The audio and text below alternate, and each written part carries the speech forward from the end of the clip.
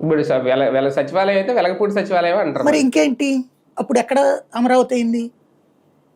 రెండవది, అమరావతి నగరం ఎక్కడన్నా ప్రకటించబడిందా రాష్ట్రంలో? నోట్లో కాకుండా 29 గ్రామాలు అయితే మున్సిపాలిటీ, విజయవాడ గుంటూరుతో కలిపి అమరావతి అన్నది అంగీకరించండి. ఇది కదా చంద్రబాబు గారు చెప్పారు. Very good. ఇప్పుడు అమరావతి నగరం ఏదన్నా ప్రకటించబడిందా ఆంధ్రప్రదేశ్లో? నేను అడుగుతున్న మాట అది. అదే అంటే నాకు డౌట్ ఏంటంటే ఇప్పుడు ఇవన్నీ కలిపి సృష్టించబడేదే నగరం కాదా? ఎప్పుడది?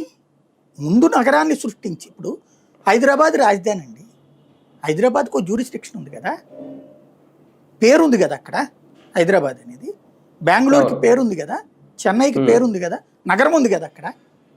ఇక్కడ ఆంధ్రప్రదేశ్ గెజిట్ రికార్డుల్లో, రెవెన్యూ రికార్డుల్లో అమరావతి ఊరేది. అమరలింగేశ్వర స్వామి ఆలయం ఉన్న ఊరు, పంచాయతీ, అది మేజర్ పంచాయతీ, అంతే కదా. దాంట్లో మళ్ళీ 29 గ్రామాలు లేవు తెలుసా? 29 గ్రామాల్లో అమరావతి లేదు. పోనీ ఆ మొక్క అనుకోవడానికైనా సరే. ఎందుకు అమరావతి నగరం ఎవరు డిసైడ్ చేశారు? ఎక్కడ డిసైడ్ చేశారు? నోటితో చెప్తున్నారు స్టిల్ నౌ. నాకు ఎంత బాధ అనిపించిందంటే గుండెల్లో మంట పుట్టింది అనమాట. నేను అది చూస్తున్నప్పుడు, ఆ రోజున విభజన రోజున ఎట్లాంటి మంట పుట్టిందో అట్లా మంట పుట్టింది. ఏం కావాలి